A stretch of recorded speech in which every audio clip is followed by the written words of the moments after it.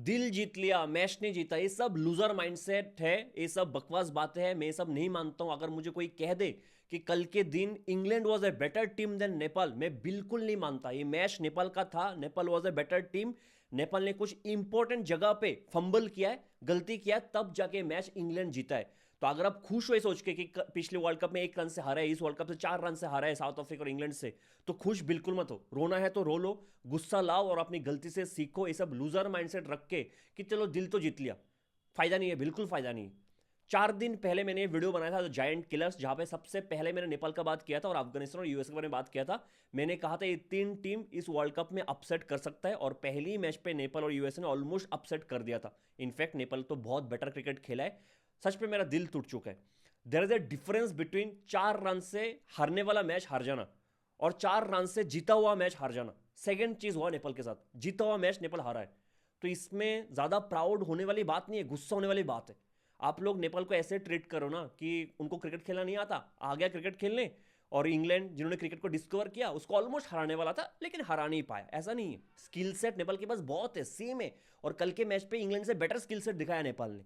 ठीक है, कहाँ हारा है उस पर हम बात करेंगे। अगर आईसीसी थोड़ा नेपाल को बेटर फैसिलिटी प्रोवाइड करेगा, अगर बीसीसीआई थोड़ा हेल्प करेगा जैसे अफगानिस्तान क्रिकेट करते हैं, तो मैं श्योर हूं नेपाल 1-2 साल में पाकिस्तान, श्रीलंका, इनके जो रिलेवेंस है एशिया कप में, वो तोड़ के रख सकता है। ठीक है, लेकिन मैं जो कह रहा था कि मुझे खुश होना बिल्कुल नहीं चाहिए, और मैं खुश बिल्कुल नहीं, वो वाला लूजर माइंडसेट मेरे में है नहीं। मैं पहले नेपाल कहाँ पे गलती किया है इस पे बात करूंगा। एक मैच हुआ था, warm up match, Canada versus Nepal, जहां पे शायद कनाडा ने पहले बैटिंग करते हुए 160 के आसपास बनाया था, और मैंने इस पे वीडियो भी बनाया था। मैंने कहा था कि उतना रन बनना नहीं चाहिए था। एक गलती जो नेपाल ने किया कि डेथ बॉलिंग बहुत ही खराब है, स्पेशली करण केसी का बॉलिंग डेथ पे बहुत खराब है, यॉर्कर्स बिल्कुल है ही नहीं। कल के दिन इंग्लैंड का स्कोर था 19th ओवर के बाद 163 फॉर 6, 163 19th ओवर के बाद 6 विकेट चला गया था। ज्यादा से ज्यादा 10-12 रन आना चाहिए था उस ओवर में। करण केसी आता है उस ओवर में 21 रन देता है, 21 रन। और एक भी बॉल यॉर्कर नहीं, एक भी बॉल बाउंसर नहीं, हर बॉल गुड लेंथ पे, हर बॉल लेंथ तक बॉल, जो वेरिएशन था स्लोअर ऑफ कटर वो भी स्लॉट पे। करण भाई यॉर्कर्स डालना सीखना पड़ेगा अगर मैच जीतना है तो। यॉर्कर्स एग्जीक्यूट करना पड़ेगा। डेथ बॉलिंग आपका बहुत खराब है। अगर सोच ये है कि हमारे स्पिनर्स बहुत अच्छा है, हमारे स्पिनर्स मिडल में आके विकेट ले लेंगे, डेथ पे सिर्फ टेलेंडर्स को बॉलिंग करने को मिलेगा, तो नहीं, ऐसा नहीं होगा हर मैच पे। आपको डेथ पे अच्छा बॉलिंग करना पड़ेगा। One of the main reason कल का मैच क्यों नेपाल हार गया, क्योंकि करण केसी का ओवर डेथ पे बहुत खराब था। अब मैं इधर से थोड़ा सा नेपाल के स्पिनर्स के बारे में बात करूंगा। मैंने और एक वीडियो बनाया था जहां पे मैंने ये चीज कहा था, इस टीम का जो एक्स फैक्टर है मुझे लगता है शेर मल्ला है, ऑफ ब्रेक बॉलर। थोड़ा सा मिस्ट्री है उनके पास। इस बार नेपाल प्रीमियर लीग में आग लगा के रखा था बॉल से। 10 मैच पे 17 विकेट, 6.5 का शायद इकोनॉमी था। आउटस्टैंडिंग बॉलर है, और मैं उम्मीद करता हूँ कि शेर मल्ला पावर प्ले में स्टार्ट करेगा बॉलिंग से। ठीक है, ये सरप्राइजिंग फैक्टर हो सकता है शेर मल्ला वेस्ट इंडीज और इंग्लैंड के टॉप ऑर्डर्स के लिए। ठीक है, कि नेपाल को पावर प्ले में स्पिनर्स को लाना चाहिए। इनफैक्ट शेर मल्ला एक एक्स फैक्टर होगा। शेर मल्ला जो नेपाल प्रीमियर लीग का स्टार था, उसका कल डेब्यू होता है वर्ल्ड कप में, डेब्यू वो भी इंग्लैंड के अगेंस्ट। पहली बॉल पे one of the destructive batsman, one of the destructive opener T20 history का, फिल सॉल्ट को आउट करता है। लेकिन उसके बाद शेर मल्ला का थोड़ा सा लेंथ छोटा हो गया, उसके बाद वो बहुत मार खाया। लेकिन ज्यादा ब्लेम हम नहीं करेंगे, डेब्यू मैच था, यंगस्टर है, धीरे धीरे सीखेगा। ठीक है, लेकिन नंदन यादव आके शायद पावर प्ले के लास्ट ओवर पे थोड़ा एक्स्ट्रा बाउंस पे सॉल्ट इसको भी, बटलर को भी आउट करते हैं। पावर प्ले नेपाल के लिए सही था। जो मैं और एक चीज कह रहा था कि ग्राउंड फील्डिंग थोड़ा सा इंप्रूव करना पड़ेगा नेपाल को। 8th या 9th ओवर पे जेकब बेथल का एक इजी रन आउट था, जहां पे वो 2 रन के लिए भागता है मिड ऑन पे मार के। अगर वो थ्रो पे पावर होता, अगर उस थ्रो पे जान होता, तो जेकब बेथल रन आउट था। उस थ्रो इतना लप्पा था, पावर था ही नहीं, मर मर के कीपर के पास गए, वो भी इतना वाइड थ्रो था, और जेकब बेथल 55 बना के गए। तो ये दूसरा गलती है, वो थ्रो आपको थोड़ा सा ग्राउंड फील्डिंग में थ्रो पे इंप्रूवमेंट लाना पड़ेगा नेपाल को। ठीक है, लेकिन आप नेपाल के स्पिनर्स के थोड़ा सा ये देखो। संदीप लमेचा ने 7th ओवर में आया था, आते ही पहला ball googly, Tom Benton out. ठीक है, उसके बाद जो हैरी ब्रूक और बेथल का पार्टनरशिप होता बहुत अच्छा चल रहा था, लेकिन 14th ओवर में दीपेंद्र सिंह यारी आता है, आके जेकब बेथल को आउट करता है, एक फ्लाइटेड डिलीवरी से स्लोअर वन पे आउट करता है। उसके बाद जो स्पिनर्स ने कुछ ओवर डाला है, 14, 15, 16, 17, 18, 5 ओवर, उस 5 ओवर में नेपाल के स्पिनर्स ने सिर्फ 21 रन दिया और 2 विकेट लिया। आप सोच सकते हो क्या, ऑलमोस्ट डेथ पे नेपाल के स्पिनर्स ने इंग्लैंड के सामने 5 ओवर डाल दिया, 14, 15, 16, 17, 18, और सिर्फ 21 रन दिया 5 ओवर में, और 2 विकेट लिए। आउटस्टैंडिंग फेस था नेपाल के लिए चीज। मतलब नेपाल के स्पिनर्स कितने हाई क्वालिटी के स्पिनर्स है, जबकि शेरमल्ला का इतना खराब दिन गया फिर भी इस 5 ओवर में इन्होंने डेथ पे 21 रन दिया है। 19th ओवर नंदन यादव का वो भी बहुत अच्छा ओवर था जिसमें उनको 1 विकेट मिला और 12 रन दिए। अब गेम पूरा सेट था नेपाल की तरफ। 19th ओवर के बाद 163 था। अब इधर कैप्टन को डिसाइड करना था, रोहित पौडेल को डिसाइड करना था कि 20th ओवर कौन डालेगा, लास्ट ओवर कौन डालेगा। 3 ऑप्शन था इनके पास, शेरमल्ला, दीपेंद्र सिंह एरी और करण केसी। ये 3 ऑप्शन था आपके पास। अब आपने शेरमल्ला को बाहर कर दिया इक्वेशन से, सही है, उसका दिन थोड़ा खराब गया है, लेंथ थोड़ा छोटा था। दीपेंद्र सिंह एरी और करण केसी में से किसी एक को चुनना था आपको लास्ट ओवर के लिए। आप सेफ ऑप्शन के साथ गए कि पेस बॉलर को देता हूं। आपको गैम्बल लेना चाहिए था पौडुल भाई, क्योंकि स्पिनर्स आपने देखा कि मिडिल फेज में कितना अच्छा किया है, डेथ पे अच्छा किया। दीपेंद्र सिंह एरी 3 ओवर पे 23 रन देके 2 विकेट। इंग्लैंड के बैट्समैन स्पिनर्स के अगेंस्ट स्ट्रगल कर रहे थे, इनफैक्ट विल जैक स्ट्रगल कर रहे थे। अपने सेफ ऑप्शन चुना, आपको दीपेंद्र सिंह एरी को लास्ट ओवर देना चाहिए था। कितना, ऐसे भी तो करण किसी 21 रन दिया ना, दीपेंद्र सिंह एरी अगर मार भी करता कितना देता, 20-25 रन वो भी दे देता, सही है ना। लेकिन वो गैम्बल लेना चाहिए था, इस पिच पे स्पिनर्स के लिए बहुत कुछ था और आपके स्पिनर्स ने बहुत अच्छा किया था। ये थर्ड रीजन लगा मुझे कि कैप्टनसी में थोड़ा बहुत इधर रिस्क लेना चाहिए था, थोड़ा बहुत इंस्टिंक्ट के साथ लेना जाना चाहिए था और दीपेंद्र सिंह एरी को लास्ट ओवर देना चाहिए था।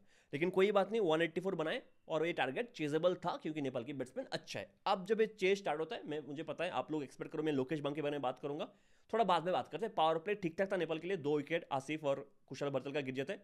कुशल बर्तल ने अच्छा स्टार्ट दिया था, 47 for 2 था पावर प्ले में Nepal, if I am not wrong. अब मेन मैन जिसने इस चेस को पॉसिबल से इम्पॉसिबल से पॉसिबल बनाया, दीपेंद्र सिंह एरी के बारे में पहले बात करूंगा, ठीक है। अब जितना भी मैंने दीपेंद्र सिंह एरी को देखा है वो इतना ऊपर तो नहीं आता है, नेपाल के फैन ये कंफर्म कर सकते हैं। 4 नंबर पे मैंने पहली बार दीपेंद्र सिंह एरी को देखा है।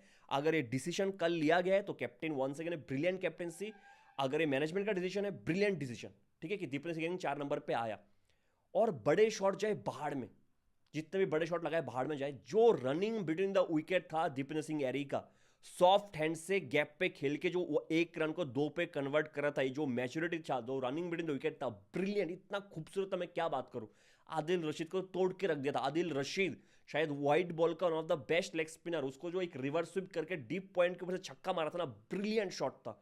जो कैप्टन और वाइस कैप्टन के बीच एक पार्टनरशिप था 54 बॉल पे 82 रन का, वो पूरा चेस का जो बेस था, उस पूरे चेस को जो खूबसूरत था वो ये पार्टनरशिप था। इस पूरे ड्रीम का जो चेस हो सकता है, वो पूरा ड्रीम रोहित पौडेल और दीपेंद्र सिंह एरी ने बना के दिया नेपाल को, ठीक है। तो Dipendra Singh Airee is the main man, Lokesh Bam is not the main man मेरे हिसाब से। पहले बॉलिंग पे 3 ओवर पे 23 रन देके 2 विकेट, फिर दीपेंद्र सिंह एरी आते जो स्पिनर्स को कुछ शॉट्स लगाया ब्रिलियंट, फिर रनिंग में विकेट ब्रिलियंट था, ठीक है। 14th ओवर के बाद नेपाल का स्कोर था 123 for 2। 14th ओवर के बाद इंग्लैंड का स्कोर था 128 for 4। तो 5 रन इंग्लैंड जरूर आगे था, लेकिन 2 विकेट एक्स्ट्रा गिरा था, मतलब नेपाल इस गेम पे आगे था, बहुत आगे था। लेकिन 15th ओवर पे सैम करन आके दीपेंद्र सिंह एरी को आउट करता है। 16th ओवर पे लियाम डॉसन आके रोहित पौडेल को आउट करता है। Back to back 2 set batsman out, back to back 2 wicket गिर गया। नेपाल इस टारगेट से पीछे छूट गया, थोड़ा चेस से पीछे छूट गया। अब बहुत कोई रोहित पौडेल के स्ट्राइक रेट को लेकर क्वेश्चन कर सकता है, मुझे लगता है कि सही था, क्योंकि अगर आपको अपने नॉन स्ट्राइकर आपके पार्टनर पे बिलीव है कि वो करके दे सकता है, मुझे मेरा काम है साथ देना और एंड तक लेके जाना, अपने विकेट को बचा के रखना, तो सही चल रहा था। अगर आप देखो ऐसा लग नहीं रहा था कि रोहित पौडेल बहुत ही स्लो खेल रहा है। अगर दीपेंद्र सिंह एरी एक एंड से मार रहा था और रोहित पौडेल विकेट बचा के बीच बीच में शॉट्स लगा रहा था, तो सही था। उन्होंने डिसाइड किया होगा कि अगले 3-4 ओवर में जाके डेथ पे अगर 10-12 का विकेट रन है हम कर लेंगे आराम से, और कर सकते थे, ठीक है। दोनों विकेट जल्दी गिर गया, वो एक अनलकी चीज था। और इधर से शुरू होता है लोकेश बम की कहानी। 17th ओवर पे 10 रन सैम करन का वो ओवर था। 18th ओवर आर्चर, दुनिया का one of the fastest bowler, उस पर 22 रन 3 छक्का आया है, जिसमें 2 छक्का लोकेश बम ने मारा है। तो अगर कोई कह दे कि नेपाल को स्पिन खेलना नहीं आता, नेपाल को एक्सप्रेस पेस खेलना नहीं आता, तो ये बिल्कुल बहुत ही वाहियात बात है। नेपाल को सब खेलना आता है। 19th ओवर था लियू कुड का, पहले 5 बॉल पे 14 रन आ गया था। इक्वेशन था 7 बॉल पे 10। ये मैच नेपाल का था, मैं फिर से कहता हूं ये मैच नेपाल का था। नेपाल ने जीता हुआ मैच इंग्लैंड को दिया है। 7 बॉल पे 10। अगर लियूकुड का लास्ट बॉल देखो, क्रॉस सिम से स्लॉट पे बॉल था यार, स्लॉट पे बॉल था गुलचंद जा को, जहां बोल्ड हो गया क्योंकि वो क्रॉस खेलने गया है। अगर सीधे बैट से शॉट खेलता, वो बॉल पे लिखा हुआ था बाउंड्री। आपने रिएक्शन देखा होगा लोकेश बम का नॉन स्ट्राइकर एंड से, वो अपसेट था, बहुत अपसेट था, क्योंकि वो शॉट बनता नहीं था, वो सीधे बैट से खेलना चाहिए था, स्लॉट पे बॉल था। अगर वो बॉल लोकेश बम को मिलता, वो छक्का था। क्या एक बॉल पहले सिंगल लेना शायद नहीं चाहिए था यार, नहीं लेना चाहिए था शायद। कोई बात नहीं, 6 पे 10 इधर से पिक्चर पे आ जाता है सैम करन, जो एक कैरियर के फिर से वही 2022 वाला सैम करन चल रहा है बॉल से। 6 के 6 बॉल में से मतलब 3 तो यॉर्कर एग्जैक्टली जगह पे गिरा, 3 यॉर्कर, 2 लो फुल टॉस, इतना लो कि आप कुछ नहीं कर सकते। एक बॉल जो स्लॉट पे गिरा था वो था थर्ड बॉल, जो फेस कर रहा था करण केसी। अगर वो थर्ड बॉल ओवर का लोकेश बम फेस कर रहा होता तो उस पर बाउंड्री लिखा हुआ था, स्लॉट पे एक ही बॉल था जो करण केसी मार नहीं पाया, और मैच नेपाल 4 रन से हार गया। हारना हारना होता है, आपको सीखना पड़ेगा कि ये लाइन क्रॉस कैसे किया जाता है। Yes, I am very proud of this team, लेकिन ये टीम बेटर कर सकता है। ये टीम जीता हुआ मैच कल हारा है, 7 बॉल से 10, लोकेश बम ऑन स्ट्राइक। ये मैच हारना नहीं चाहिए था, थोड़ा बेटर कैलकुलेट करना चाहिए था, शायद वो सिंगल बनता नहीं था उस ओवर पे, लास्ट 19th ओवर के लास्ट बॉल पे। जो भी करना, नेपाल को सीखना पड़ेगा कहाँ पे गलती किया टू विन। ये 4 रन शायद आपको सुपर 8 से दूर रख दे, ठीक है, कोई गारंटी नहीं है। मैं उम्मीद करता हूँ आप वेस्ट इंडीज को हरा के सुपर 8 पे पहुंचो, लेकिन कल का मैच अगर आप पहुंचते, सोचो कल का मैच आप जीतते, मैं मान के चल रहा हूँ आप इटली को हराओगे, और अगर आप वेस्ट इंडीज को हराओगे मतलब आप शायद इस ग्रुप में टॉप पे होते, अगर कल का मैच आप जीत जाते तो आपके जो वीकनेस है उस पर काम करो, थोड़ा थ्रो बेटर होना चाहिए, थोड़ा थ्रो में दम होना चाहिए, शोल्डर पे दम होना चाहिए, थोड़ा सा कैप्टेंसी डेथ बॉलिंग में थोड़ा गट से डिसीजन लेना पड़ेगा। डेथ बॉलिंग करण किसी को बहुत बेटर करना पड़ेगा, बहुत। इस एक चीज़ है जो सबसे वीकेस्ट पॉइंट है, वो है डेथ बैटिंग, अरे डेथ बॉलिंग, इस पर बहुत काम करना पड़ेगा, तो जाके टीम अच्छा कर सकता है। शुरू कोई ना कोई तो अच्छा स्टार्ट दे ही रहा है, वार्म अप मैच भी देख लो, कुशार बत्तल हो जाए, आसिफ शेख हो जाए, कोई ना कोई ओपनिंग में अच्छा स्टार्ट दे ही रहा है। स्पिन बॉलिंग है ही बेहतरीन, बस डेथ बॉलिंग में अगर थोड़ा काम कर लेगा नेपाल, थोड़ा बहुत इधर उधर कैलकुलेट कर लेगा, तो नेपाल आराम से सुपर 8 पे क्वालिफाई कर सकता है। I am proud of this team, but I am literally upset, really upset, very upset. Video पसंद आया तो प्लीज़ हाइप कर दो, लाइक कर दो, मिलते हैं अगले वीडियो में, तब तक के लिए जय हिंद।